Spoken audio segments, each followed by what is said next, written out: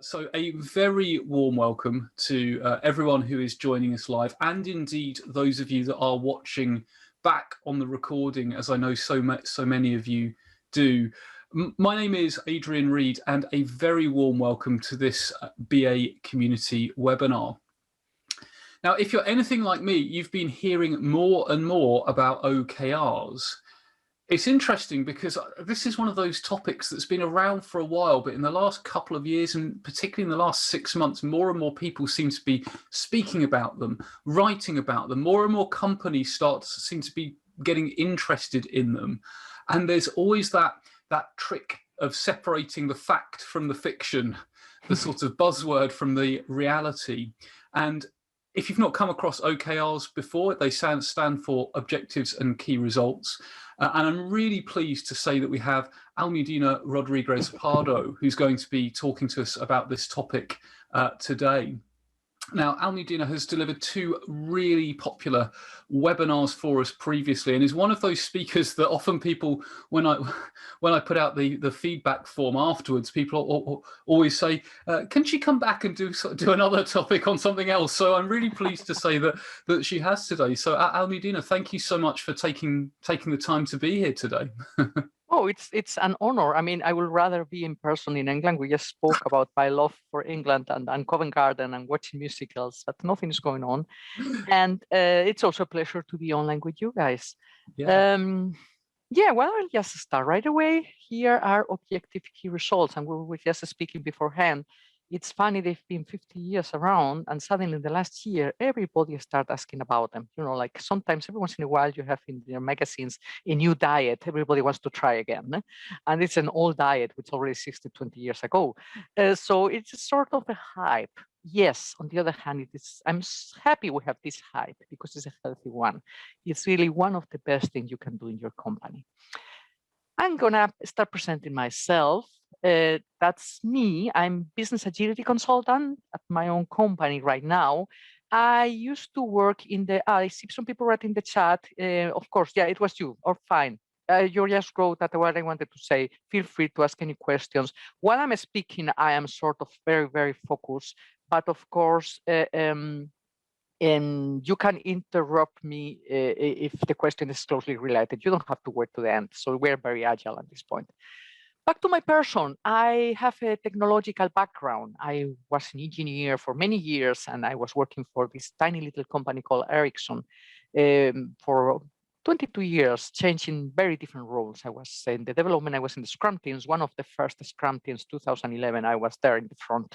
And then I've moved in very different roles. I was in the PMO, I was in the quality area, I was also in market support. And yeah, 3-4 years ago, 2 of my colleagues and me, all 3 together, created this consultancy company, which we're really delighted to be meeting completely different customers in very different sectors almost every day. I'm also an international speaker. I was speaking last week at the INX in London. Short before that, I was speaking in Agile Serbia. And I'm speaking actually in my hometown in Bilbao next month. I'm so proud. I'm going to be there at the Digital Innovation Conference. This is very important, not just to show off, also to show off, of course. It is very important to hear and see where are we heading for as far as methodologies. So when some customer ask, this what we're doing here, is that the best in the market? I can say yes. It might not be perfect, but there is nothing better right now in the market. And it's a bit like this with OKRs. OKRs, yeah, they're not perfect, but I cannot think of anything better. And I have a couple of certifications and some more. It's a bit embarrassing to put them all up, but I also have to be able to advise my customers, you know, like what certification do I need in order to develop my agile career? There's a lot of confusion regarding certifications. So I try to keep an eye on all of them so I can also coach the customer, you know, like take this one or try this other one. Our company runs mostly consultancy and trainings. We're certified trainers for SAFe and Management 3.0 and SafeTap. And from IC Agile, we run these talks also internally in your company, so we can run an awareness talk for a couple of subjects if you want to create some awareness in your company. We accompany agile transformation projects or processes, And we started supporting the hiring processes in companies. Like many companies have quite a challenge when they say they need a product owner, they need a scrum master. They don't know what they're hiring the human resources department. So we're also supporting there to try to see what are the new roles we require to create our companies. Do I need now an OKR masters? We'll come back to that. And I say agility is democratic. I work almost in every sector, in every country. With VMware in Costa Rica, we are working in Austria with some governmental organizations. And we have, of course, a lot of telecom companies working with us, also energy company like Histas. So we are very wide in regarding our market. So we don't have any specific sector. Agility is very democratic. Enough to my person. Now we're jumping into our subject. We're going out. Why? Why do we need now OKRs? What's happening that we suddenly come back to something which was created in the 70s? We find this scenario in many companies. Like we have somebody who created a strategy, somewhere probably in executive C-level. I walk around and I asked, okay, by the way, guys, what's the strategy of the company? And believe me, there was a company where we were weeks looking for the strategy. We were asking in different departments if somebody had seen a PowerPoint presentation somewhere. We just couldn't get hold of the strategy. I mean, we knew there was one somewhere. And this happens very often that somebody has a clear strategy on C-level, but what the middle management gets is some KPIs which happen to be tied to some bonus or some salary increases. So they get some instructions. Sometimes we already lose in the middle management the view, the systemic view of their strategy. We lose the alignment. And the different department managers get the different goals. Now, these goals are moved down into some sort, if we're lucky, user stories, maybe a specification, or maybe just task, down to the teams or to the employees of the different departments. Where we already lost the contact to the strategy, we lost the alignment. People get things to do. And when they ask what's important, everything is important, everything has to be done. And nobody really knows why we are working on something, but we have a lot of work. So we see companies where everybody's busy, doing a lot of work, putting a lot of effort, working very hard, but with no alignment. So that is the scenario we're coming from, which I assume is the reason everybody's taking a closer look at OKRs. Now we have to be careful. Like it's not about what we come from the 19th century of 100% alignment. To, as I say, somebody used to know in the 19th century what we had to do. Mostly the manager. If we had not that high complexity we have now, somebody said, go in this direction, and maybe it was right. And some people are misunderstanding agility now as everybody does whatever they want. Happened to me too. I came into a company where somebody said, oh, Mrs. Rodriguez, we're very agile here. You know, like, we change our goals every day. I said, no, that's not agile. That's pure chaos. So we have to look for the middle point. If you people just follow the rules without knowing why and what's the background, we might end up here. Somebody just follow the GPS. Yes, didn't come off the deal looking up. So that's what we're trying to awake, to have a systemic view. Yes, follow the GPS, surely, but look up and look to the right and to the left while you're driving. So what is coming up now? I'm going to give you a couple of concepts. We have another concept called Hoshin Kanri, which, by the way, it's nothing new either. It came up in the Lean Thinking book from the 90s. It's about securing. We have a strategic decision. It's a strategic decision-making tool, put it this way, and we ensure that the strategic goals of a company are clear at every level. We secure there is some sort of cascading. So we create and maintain the feedback loops so that, yes, we inform the middle management of the strategy. We get a feedback loop because they have information which the C-level doesn't have. And again, this information is cascading down and securing the feedback of our employees, because if we have a strategy, how we're going to do it, they know better than we do. I had a discussion with somebody who told me, no, the middle management decides how the technology is going to be handled because they used to be developers before they were managers. I said, well, I was 15 years a developer. I was doing a lot of programming and developing and setting up Kubernetes. But don't ask me a word about microservices and Kubernetes. As soon as you are 2 years out of development, you are out.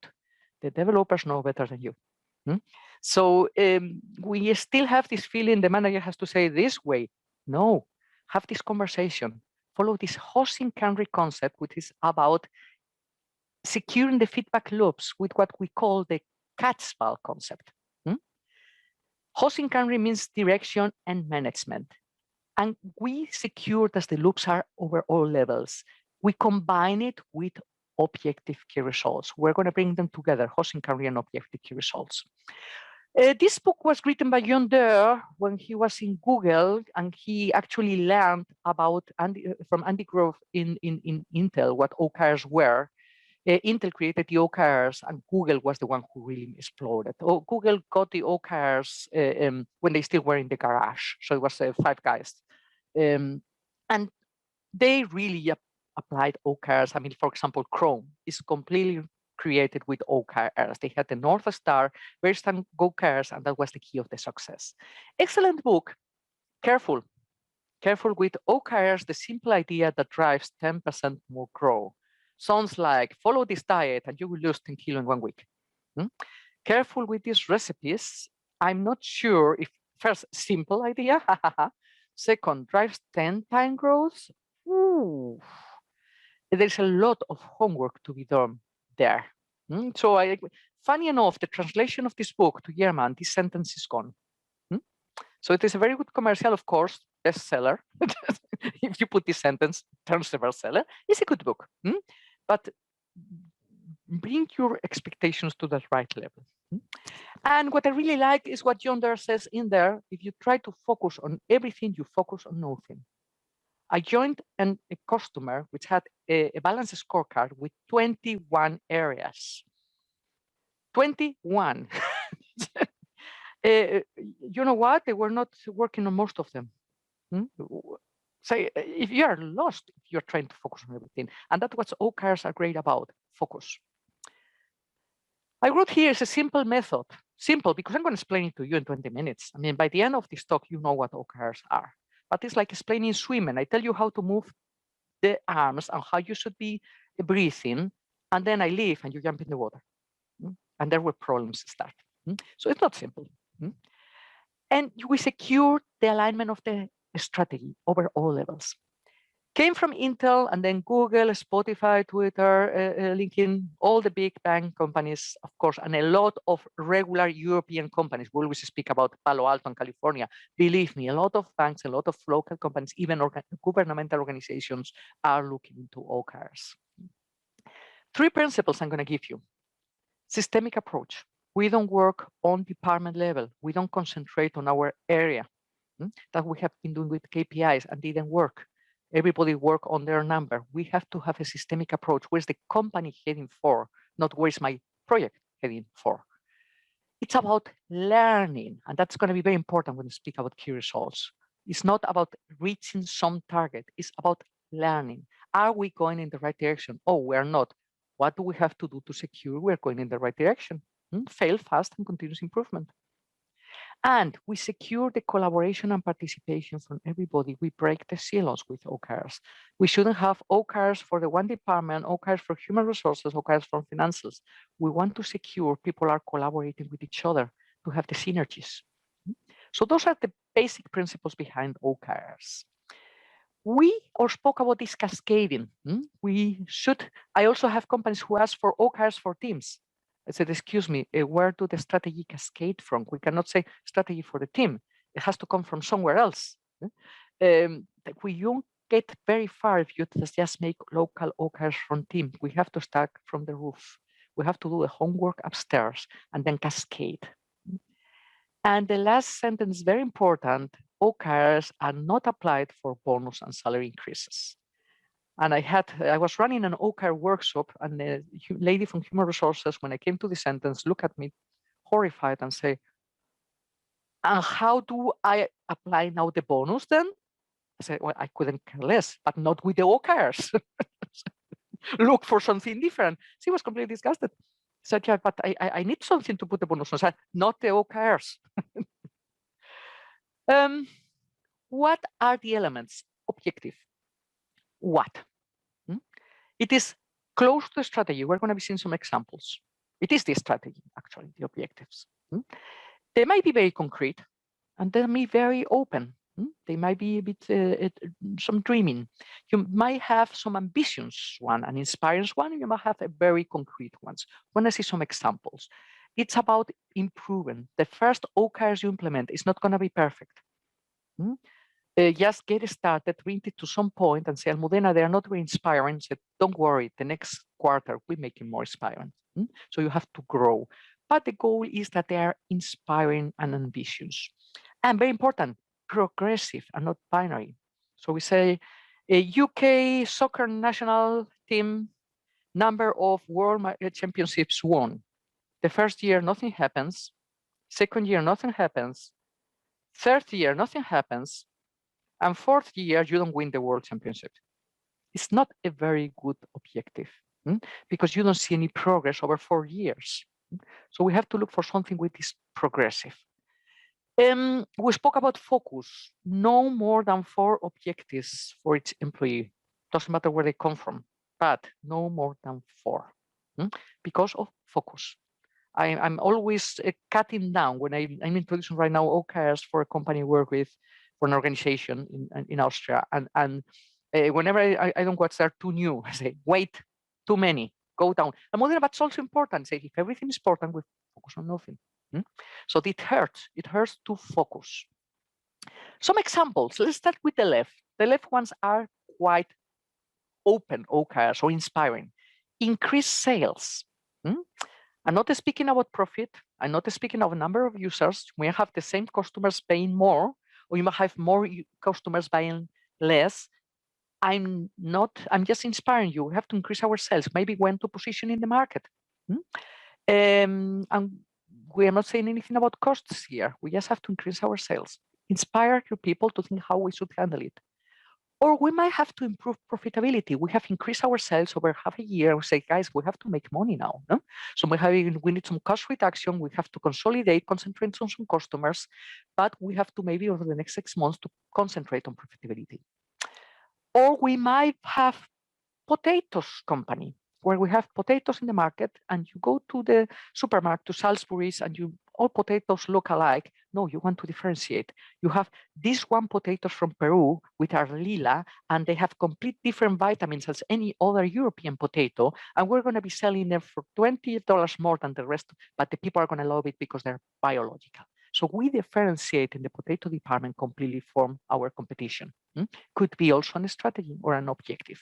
So you see, depends completely what is our strategy, which objective you set. But the ones on the left, they are very open. They don't tell you how or concretely, they inspire you. On the right side, I have a bit more of a concrete OKRs. You might start with these objectives. We want to be number 1 in the super brand list before the end of the year.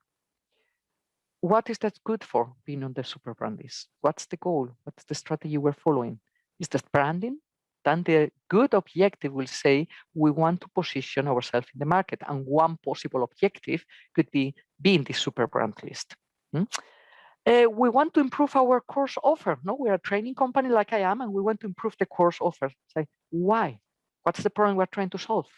We don't have enough people visiting our courses, or the courses we offer are not good enough, or we're not updated with what the technology needs. So what's the problem we're trying to solve before improving the course offer? It's a bit actionismus. We have to be careful when we think an objective looks good, and if you ask a bit more, there's not a clear background behind. So that will be, for me, a suspicious one.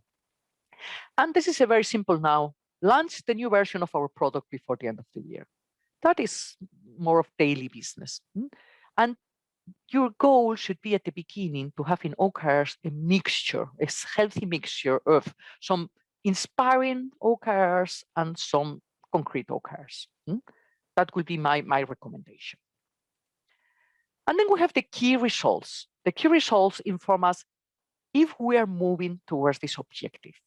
This is a measurement. It is quantifiable, should be specific and within a time frame, not these 4 years for the World Championship. We should know earlier if we're in the right direction. So if we say our goal is to go to Rome, checking how quick we are going is not a good measure. Checking how much petrol are we consuming, it's not a good measure. But checking every once in a while, where are we? It says, welcome to Nizza, welcome to Italian, Milan. Say, okay, we're in the right track. We're in the right track. If it says, welcome to Varsovia, we are going the wrong direction. So key results should be quantifiable within a reasonable time frame, and within our area of influence, try to measure something which you can measure, and not you have to go and measure somebody else from another company or from a provider. That could be, of course, a help. It can be an aggressive measure. I'm going to show you a couple of examples now, and somehow at the same time has to be realistic. But if you make it a bit aggressive measurement, if I say, let's get 10%, we want to have 10% more customers, 10% just if we adjust the price, we can make it. We want to have twice as much customers. That is an aggressive one, and that inspires, okay, twice as much. Wow, how do we do that now? You have to think. So far, we didn't speak about how. We're taking where do we want to go, and how are we going to know we're in the right direction. 4 key results per objective, no more, but more than one. Because one measure can always be manipulated. But measuring something from 3 different sides gives you a better idea. Careful with only one measurement for one objective. The goal with OKRs is to measure impact. If we measure number of hours worked, 40 hours each employee, sounds terrific. What's the value? If we focus on output, have we put 3 new products in the market? Fantastic, sounds good. Anybody using them? So it is impact what we want to measure. Are we creating any impact? And guess what? Measuring impact is very difficult. So we might have some proxies. We might have some proxies measuring output in order to measure the impact behind. So the really good values are difficult to measure. Now comes homework for our C-level, for our executives. You have to have a vision. Where is this company heading for? You might have many companies with the same vision. You might have all insurance companies in UK probably have the vision, be #1 in UK. That could happen. It's perfectly fair. What differentiates you from any other company is your strategy. How are you going to get to that vision? Hannibal decided to conquer Rome going with elephants over the Alps. It was not the most practical. It was quite of a bold strategy. It was a good one. He could go by boat through the river, but of course, maybe he got killed earlier. So that with the elephants was a very special strategy and may differentiate him from anybody else trying to conquer Rome. Same here. What is your strategy? How are you going to get there? So objectives tell us where do we want to go, which is what the strategy, and this has to be done in the company. If the company doesn't have clarity, what is our strategy? I can do beautiful objective key results which are going nowhere. Then, are we getting in that direction? So to say we're in Milan, yes, as we're going towards Rome, sounds good. And now comes this, what do we do to get there? How are we gonna realize it? That is the initiatives, projects, epics, whatever you want to call it, any activity you do to get there. Whatever is in the backlog, it has to be tied with objective key results and with the strategy. You have something in the backlog, which sounds fantastic, but has nothing to do with any objective. You have to think twice, what the heck is that objective or that project doing in your backlog? You say, oh, because it's so interesting, you know? Well, it might sound interesting, but had nothing to do with your objectives. So anything we're working on in the company has to be tied to our strategy. Put together in one picture, we have a vision, we have a strategy which we divide in objectives. We have key results to secure, that is the direction we are going for. And then we have any sort of activity, project, epic, feature, initiatives, whatever you want to call them. I'm not religious, which are the activities your people are working on. And everything has to be tied to an objective. So if you are planning to do a beautiful hospital somewhere in UK and you have a team working in gardens, Somebody got it wrong. But gardens are so beautiful, and there are some puns. Say, guys, we are working now for the NHS. That's our objective. I know gardens are beautiful, but has nothing to do with our strategy. So that is a very important point, and it hurts. It hurts. People are motivated doing fantastic things that have nothing to do with our objectives. These activities, projects, epics, whatever you like to call them, please apply Toyota Kata. You know where we want to go. We know what the objective is. Number two, where are we right now? We might not be by zero. And then what is the next small step we can do to get in that direction? Don't think of big bang projects to move objectives. And then measure. Number four is check the key results.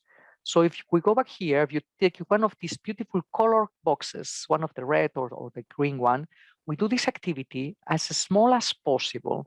And then we check, did we move any key result? But try to do very small initiative projects, to a real elephant carpaccio, to secure we have feedback quickly, or not after 2 years.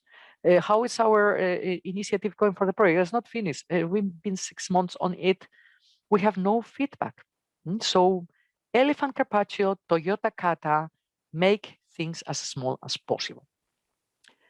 Some people ask, probably you have this question in your head, but Almudena, KPIs are pretty much the same, yeah? Well, KPIs is like basketball and handball. In the first couple of minutes when you walk into a hall, you might think they're similar. There are two teams running in a hall with a ball in the hand, a sort of gaming against each other. And that's all they have in common. The rest, or the rules, the size of the ball, or the movements are completely different. So these two sports look closely related, they are not. Same with KPIs and OKRs, there are numbers involved in both of them. That's it. That's all we have in common.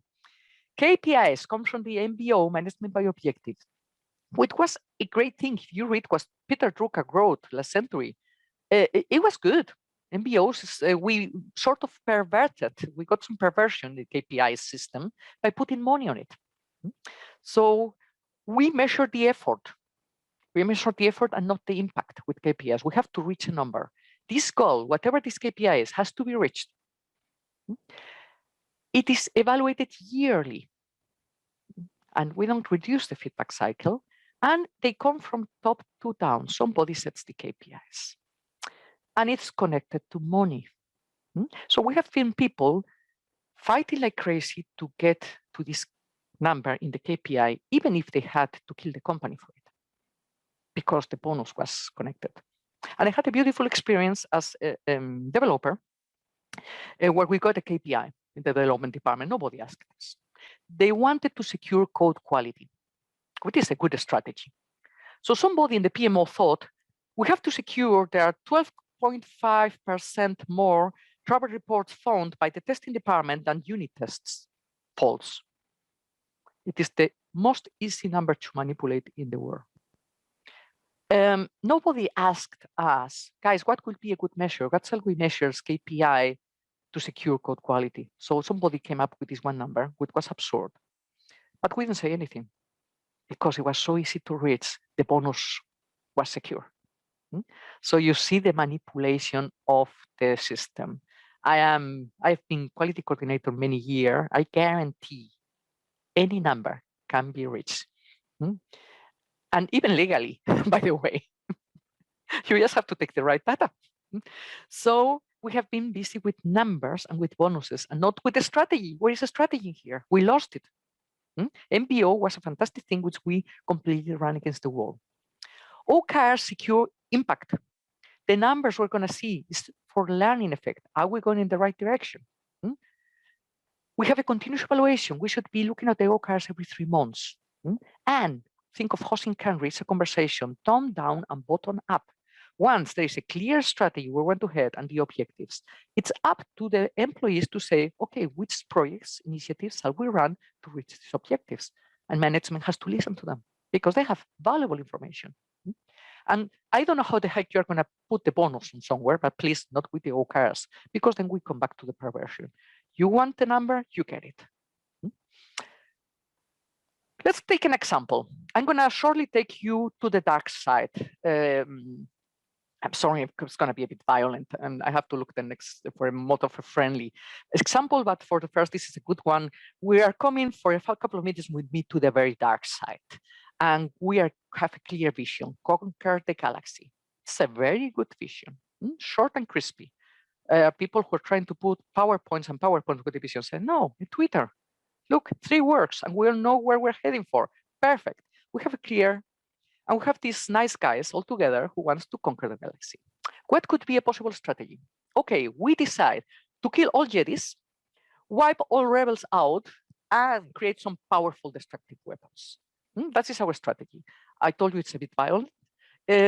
We could have a different strategy. We could say, okay, let's negotiate with the rebels. They keep 2 planets, and we keep the rest. We could have a completely different strategy, more of a peaceful one, more of a hippie strategy. Now we have a bit of a tough. We're the dark side. We have a very tough strategy. Vision strategy is clear. Now we create objectives out of it. In order to kill Jedis, first we have to identify them. Anybody has a list of Jedi somewhere? Is there an Excel sheet, or maybe we can look in the internet? I don't know, but first we should identify how many Jedis are there and where are they? Anybody has the addresses. And then, of course, we have to move them. We have to think, how are we going to get rid of them? That will be the objectives for this strategy.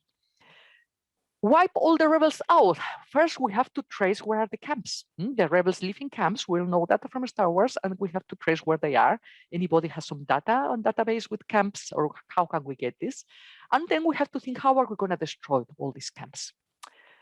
Now, regarding the powerful destructive weapons, we have a very bold approach. We want to create a complete new weapon called Death Star, which can destroy the complete planet. And we have a bit of more conservative approach. We're going to make a 2.0 version of the laser sphere. We have one already, which we've been using for many years, but we want to have version 2.0 and a strong improvement. So we have a disruption and innovation in the technology era. Good. Now we have vision, we have strategy, and we have some objectives already. We could have more, but it is a good start point. What are we going to measure? I put 1 key result for each objective, not to make it too long. Well, we will know we're in the right direction if we have spotted 98% of the Jedis. It's an ambitious one. I'm only leaving, I don't know how many Jedis there are, but I have an ambitious one. And every Jedi spotted, I also want it eliminated. Then I know we're in the right direction. It's a very ambitious one. Now, regarding the rebel camps, a bit less ambitious. I'm happy if we identify 80% of the camps, but I want this done quick. I've put a date here. And once we identified, please destroy them too. And also with a bit of time pressure by the end of the year. So we have here these key results. Some of them are ambitious, or of them are a bit more conservative. Some have some data, some deadline on it, some don't. They are all right. How do we measure we're in the right direction with our powerful destructive weapons? When we have our Death Star is good when we have 2 hostile planets wiped out. For example, could be one measurement. The laser sword should be twice as powerful as the version 1, but I've put a second key result. I want it to have the same weight. So very ambitious. Now, we have objective key results defined. So far, we don't know how we're going to solve this.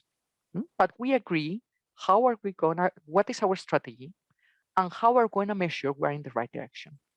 And now the party begins. People get together in a team together and start thinking, shall we use spies? Shall we hire some spies, some contractor spies to spot the Jedis? That will be a possible strategy. And to eliminate them, shall we use the laser sword 2.0? Probably. So you see, we have a collaboration between different areas. We need the technology to get rid of the Jedis. How do we trace the rebel camps? How we use drones? How we create some new drones? Or maybe we can also use the same spies, the same contractors. We're looking for the Jedis. We could use them to find the rebel camps. So again, we see clear coordination and collaboration from different areas.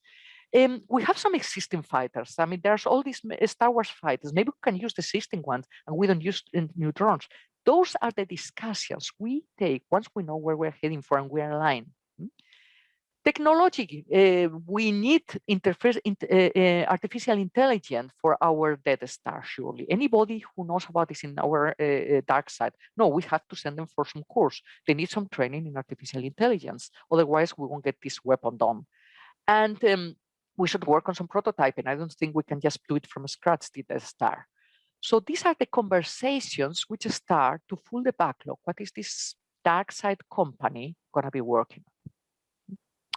I'm going to take you now back to the beautiful side of the life. It's thrilling. Forget about the dark side and leave the galaxy. We won't kill anybody, please. It was a joke. I'm not violent, believe me. We won't kill anybody. That was a very quick example what it can look like.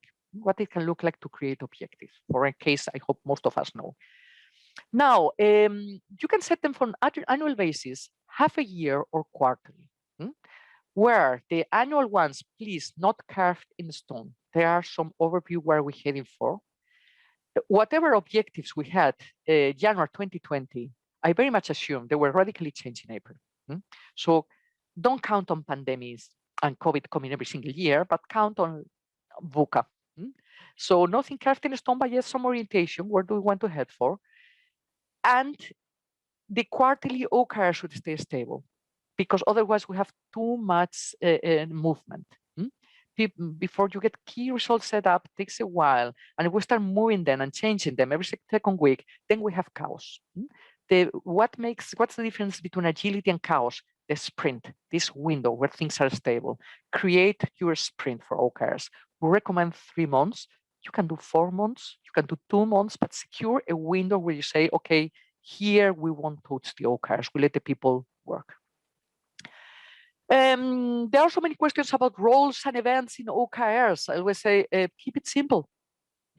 Don't create, there are many consultancy companies which sell this OKR master certification. They run this 3 days course and you will be OKR masters. Wow. I will keep it simple. Don't overdo it to the beginning. Maybe at some points complexity grows and you need somebody to take responsibility for the OKRs. Yes, but for the first, I had another company. They had OKR teams. I say, why OKR teams? Yeah, they concentrate on the OKRs. I said, everybody's concentrating on the OKRs. No, we had here an OKR expert who told us we need OKR teams. Careful with the roles and events.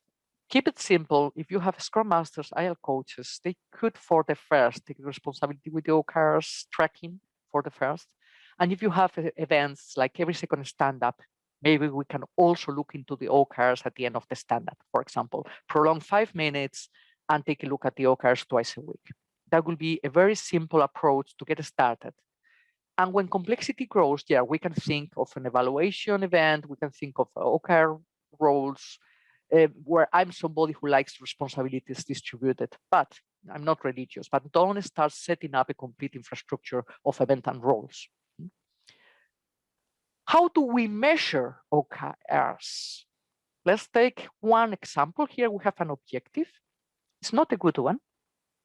Successfully implement the best weekly newsletter of the industry. I will ask here, what for? What are we trying to reach by improving and implementing a weekly newsletter? What's the goal? To win new customers, to have the actual ones informed, to get some branding. So that some questions have to be asked where this objective comes from. By itself is not a very good one, but we take the simple one. And here we have 3 key results. The first one is subjective. It's very difficult to measure. Finalize contest strategy, key message and topic structure for the next 3 months. When do we know that we're done? It's very soft. It's very floppy. It's not exact. The second key result and the third one, they are Google Analytics gives them. How many subscribers do we have? We want to grow up to 5,000, and the click-through rate over the industry average. We get that from big data automation. So the second and third, we can quickly measure. The first one is subjective. And it's good. It's okay. Keep a measure. What do you want to know? And you should live with the fact that some of them are not automated. Measurement, what Google did, they say between 0 and 1, if you only get 40%, you were not very successful. between 40 and 70%, you're on track. And if you got 100% of the objective, it was too simple. So you always have to have a bit of possibilities to grow. You don't have to reach this 100% for the bonus. You are trying to learn. So you can try things around and say, "Oi, we tried beautiful things, but it didn't work." Then we have learned. These customer meetings we're organizing, where we're giving them some coffee and cookies and having beautiful talks with them, sounded terrific. No single customer bought anything. So, okay. So sales didn't increase. Forget about these customer meetings, but it was so nice with the customers and the coffee and the cakes. I said, I know it was nice, but it had no impact. So we are looking for impact by these measurements.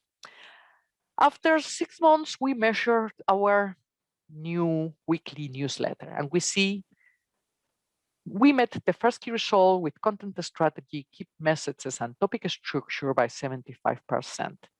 How did we measure this? Like this. And it's perfectly okay. Almudena, it could be 73%. Yeah, it could be 70. Have a small discussion.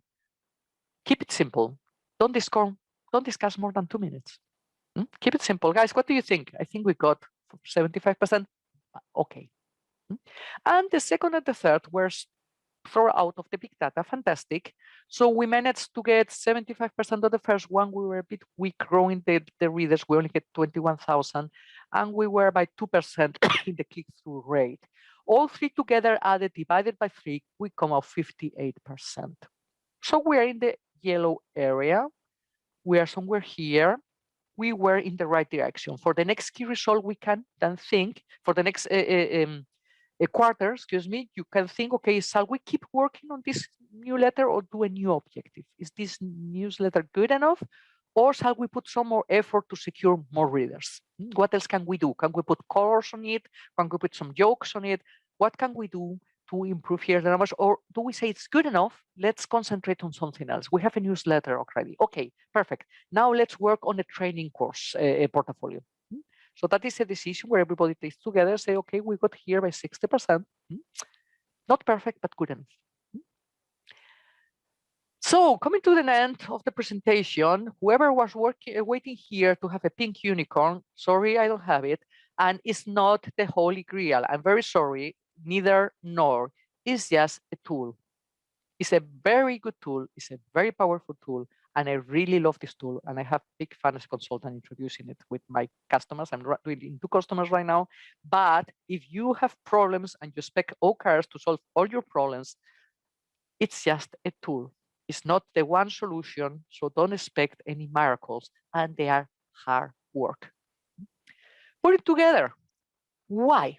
What's the reason you should now, after this talk, run and hire Almudena or any OKR consultant to introduce OKRs? A strategy versus operation. We already mentioned you might have excellent, beautiful projects ongoing in your backlog.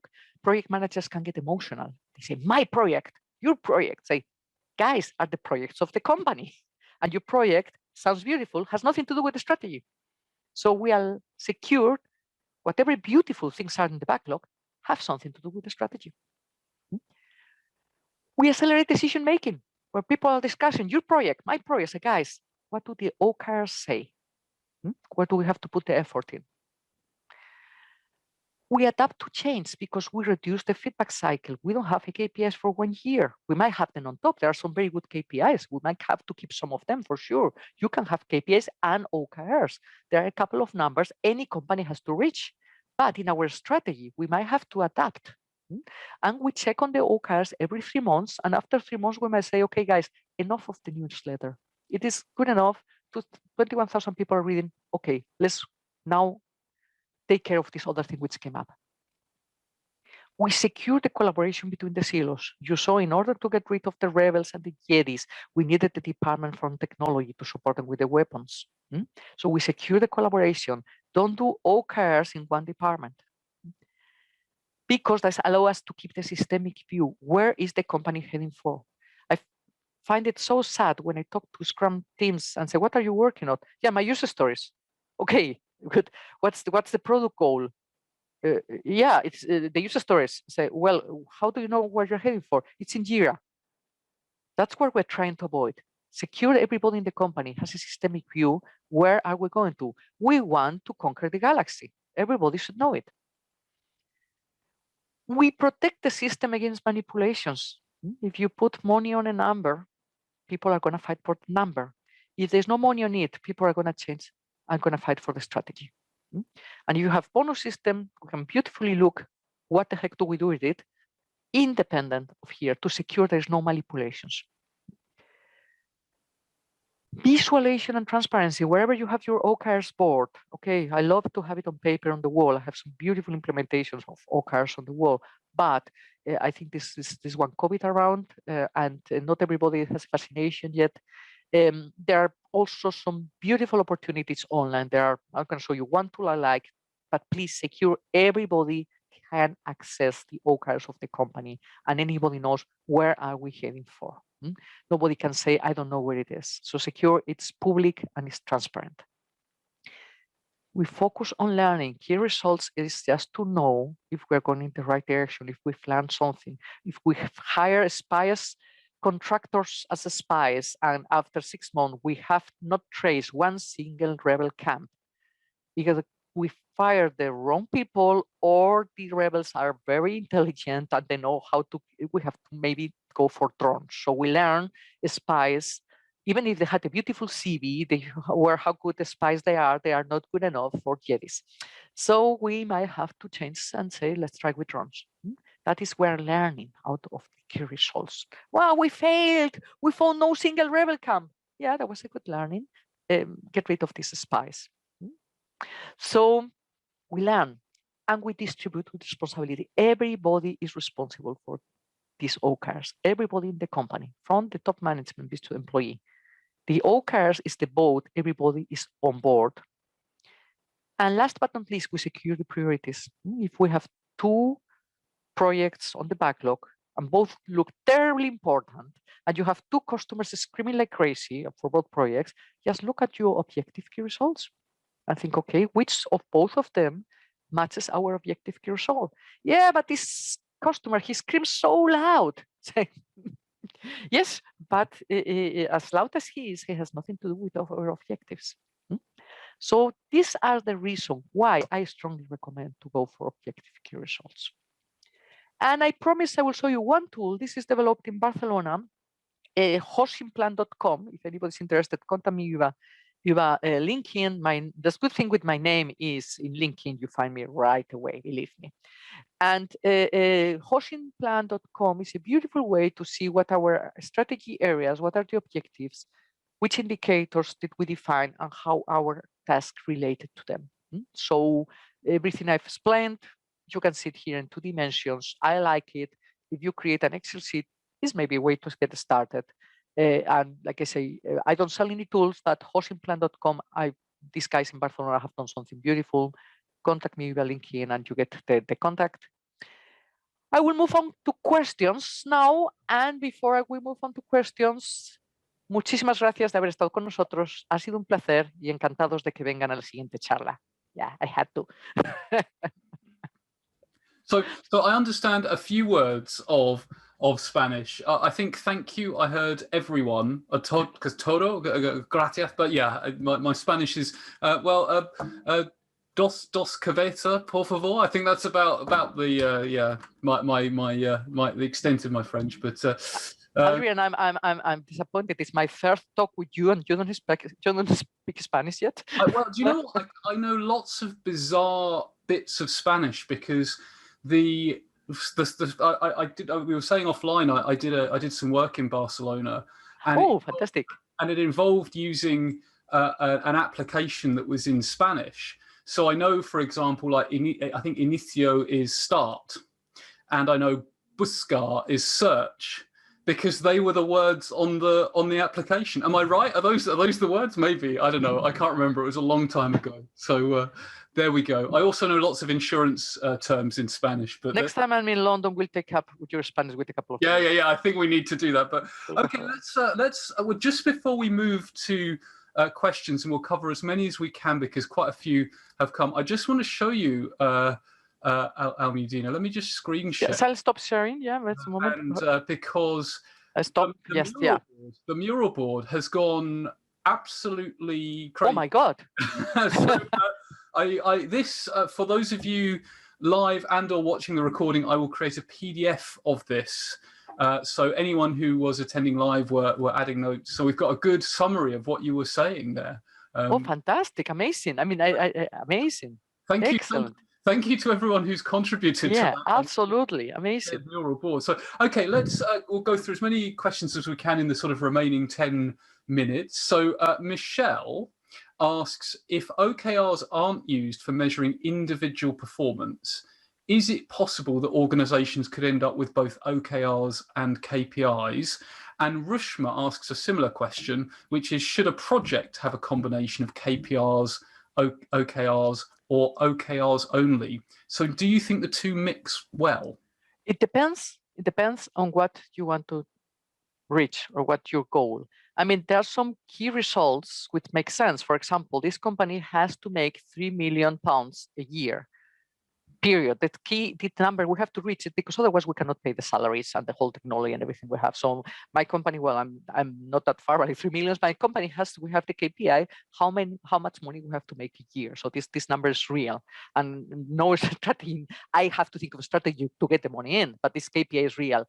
So we have, you might have some numbers you have to reach. You might have some legal regulation. We have clear targets, and this legal regulation are put in KPIs. And here, of course, I always preach for common sense.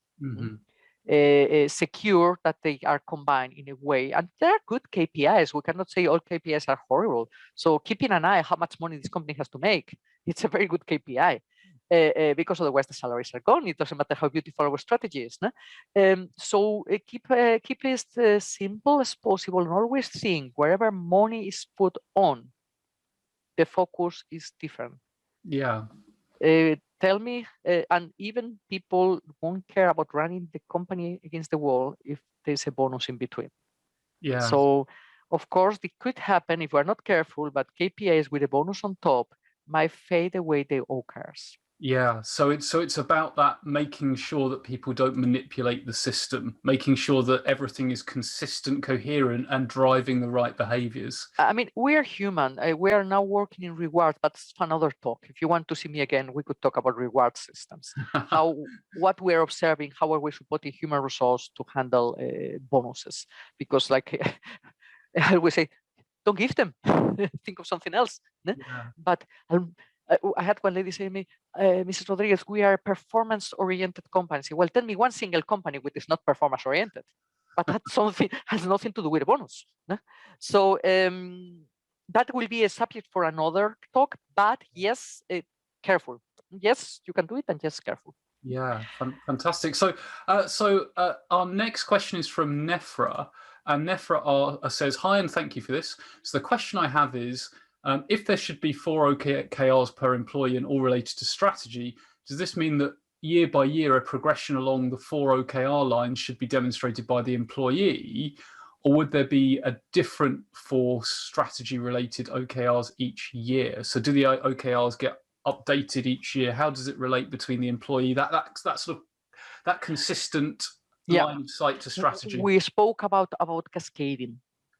So the key result of executive becomes the objective of a lower level. For example, a group of technological experts of the dark side gets the objective created at the start. That is it goes down.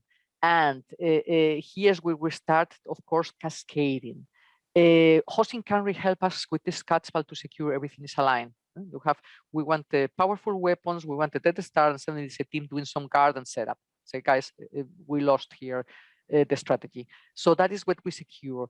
I personally, and that's my humble opinion, I like to have OKRs on team level and not in individual levels, because everything that is individual, of course, individual OKRs should be aligned with the team OKRs, for God's sake. Still, I don't like, and that is me, there are people who are crazy about individual OKRs. I like team OKRs. Yeah. Actually, we say 1 year to give a hint, and we say every 3 months we check, then we reflect. We do some OKR retrospective, and then we decide, shall we change it? Does that still make sense? Is this data star good enough? it's destroying the planets. Like, yeah, good. But we could also say, don't put more energy there. We still cannot find the Jedis. Let's put more energy in that one because we already have to start destroying planets. But we have so much fun. That don't care. Yeah. Let's change the focus. The Jedis Excel sheet is not full. So this is, we need you guys to look for Jedis. So this is how you adjust. No? So what have we reached so far when we say enough? And what should the team move next? So am I answering your question? I'm not sure if I was answering the question. I think so, because you've got that ability to pivot and that revisiting every 3 months to make sure it's still on track. So yeah. Our next question comes from Thomas. And hello, Thomas. And he asks, how good are OKRs working with scaled frameworks? For example, where with SAFe, where it's only mentioned in a subordinate clause as far as he knows. Yeah, I know. SAFe mentions OKRs and mentions KPIs. KPIs are on the picture, OKRs are not. OKRs are mentioned inside the text. No?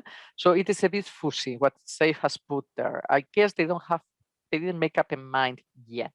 Yeah. When in the one course of SAFe, the portfolio course, OKRs are clearly explained, but they also speak about KPIs. So they didn't say that direction. They tell you, or SAFe tells you, there are OKRs on their KPIs.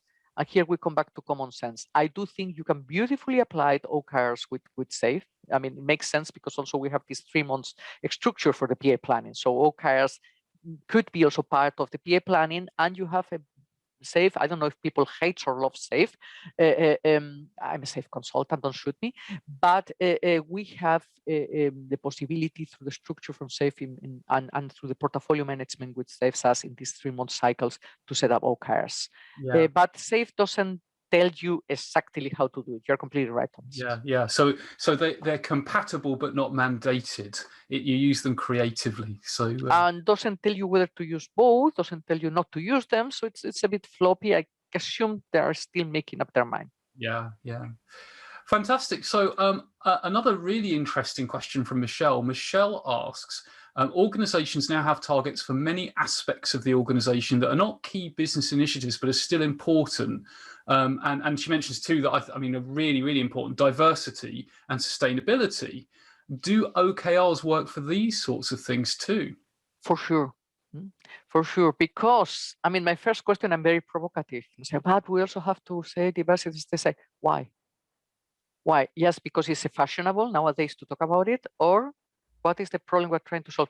My first question is there an issue in this company? Are you not diverse enough? Because maybe I worked in such a diverse company. I was working for Ericsson Germany, where 500 people, 45 nationalities. So if our goal will have been to be diverse, I say, more? So my first question when somebody mentions diversity and sustainability, I say, why? Is there a problem? So then I go to Toyota Kata. You want to be sustainable? Where are you right now? Oh, Almudena, our products, is zero sustainable, and they are completely CO2 incompatible, and we're throwing the rest in the sea after we're finished, and we contaminate all over the place. I say, okay, yes, we have an issue here. But of course, that is closely related to branding. If your company now gets it sounds in the social media that your company is not sustainable, nowadays you cannot afford that. So we come here to the branding strategy. Excuse me? Well, it's interesting, isn't it? Because both of those have multiple meanings, and diversity, I always think, a bit like a layer cake, because there are so many dimensions to diversity. Yes. And sustainability is really interesting as well, because a lot of like there might be an argument that says, well, we want to be more sustainable by cutting down the amount of paper we use. But then you start to look into the amount of data you store actually has a carbon footprint, because it's stored, even if the server isn't in your premise, it's somewhere storing a piece of data emitting carbon. So those are really fascinating questions, I think, from Michelle there. And exactly, the discussions are good. And for example, when defining the strategy from the dark side, we would say, guys, if we killed all Jedis and all rebels, we have zero diversity. We're all in black, Like, shouldn't we consider twice, maybe to go more for a diversity strategy? Or maybe we have a clear definition, no, we want no diversity.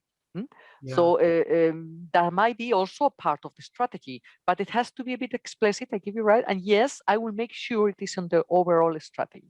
Yeah. If it's a second OKRs, if there are business OKRs and soft OKRs, guess what? Yeah, Guess yeah, what happens? yeah, absolutely, absolutely. Well, Almudena, we're just about at the end Yeah. of time. One last question. I'll Let's take it. just get our last question from Michelle.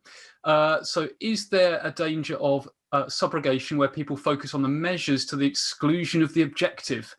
In your newsletter example, perhaps the team could have won an industry award for the best newsletter that would have contributed towards the objective, but because it was not a measure, would anyone have thought about it? It's such a good question. Yeah, very good point. Okay, the first question will be why didn't come up with that? Because I assume we had a team of experts coming up with the key results. The key results wouldn't be given from others. Like, guys, what shall we measure here? And maybe one says, we could measure, we should participate with our newsletter in this industry award. Say, sounds good. Let's do it. So first, did anybody come up with this idea? Sounds terrific. Maybe I should add it to the example. And the key results should be out of the teams, maybe with some coaching of management, to secure that we have diversity of perspectives, that we have some subjective results, some clear measurements from big data, and one industry award is also a very good sign we did something very good. Yes. Maybe it will be a key result for the next quarter. After we created the content, we had some 21,000 lecture readers. We can say, okay, for the next quarter, our key result is to win the award because now the newsletter is good. We want it to be great. Could be. Yeah, absolutely, absolutely. And again, it comes back to that ability to pivot, to adapt, to exhibit that agility. Well, Almudena, thank you so much. We could talk about this for much, much longer. I am absolutely certain people will want to stay in touch with you. They'll want to connect with you. They'll want to work with you, find out more about what you do. How is the best way for people to connect? Well, like I say, my name is Almudena Rodriguez Pardo. You cannot miss it in LinkedIn. And our webpage is www.rodriguezpardo.com, coming shortly to the beginning, where I will be, there, www.rodriguezpardo.com. There you can reach us. There's a contact. I will be very happy. We run OKR workshops online. We run OKR workshops on site. We run them in Spanish, English, and German. Sorry about my French, I didn't make it yet. But we can support you in any art. Like I say, I'm introducing an Austrian organization right now, OKRs, and it's really fascinating activity. So be happy to hear from you. Feel free anytime to connect.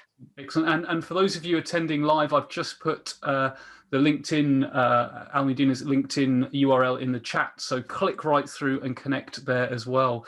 So it's very nearly time to close the webinar. Almudena, thank you so much for taking the time out to be here today. Just before we close, I just want to share just a few things with those who are attending live, some new upcoming events and also some content that you might not have heard about. So just stay on the line for about another 1 minute, everyone. So first of all, on the 13th of April, there's the next edition of BA Fringe. If you've not come across BA Fringe before, it's more like a TV show than a webinar. It's produced completely differently. Takes a different amount of planning than a webinar. There will be 4 guests on there. We can't quite announce the agenda yet, but I'm hoping that we'll have the author of IIBA's strategy to execution framework on there. It's not quite confirmed yet, so I can't officially tell you that, but that's what we're hoping, and 3 others as well. I also wanted to let you know about an event called the BA Open Mic Night that's coming up on the 19th. This is more of a networking opportunity, really. So it's not a webinar. When you connect to that one, your webcam and your mic is on, and you can basically, it's like an open mic night in a pub.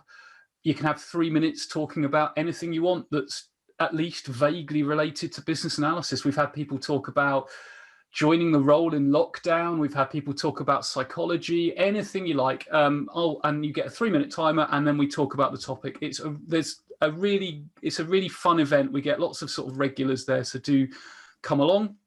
Also, just 2 more things. One thing is literally right now at this very moment, one of my colleagues is putting together the final touches on the Q2 edition of BA Digest magazine. If you haven't seen that, this is an edition. This is a link to Q1 edition. It's a PDF magazine about all stuff BA related.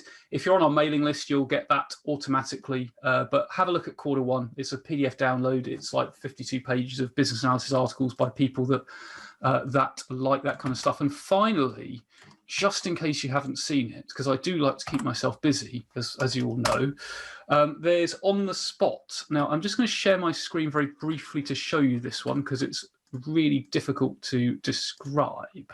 But On the Spot is a LinkedIn live show, and but all the previous episodes are archived on that website. And they're 15-minute conversations about stuff. So if you wondered about how ethics relates to business analysis or what concept modeling is, you can click through and have a look.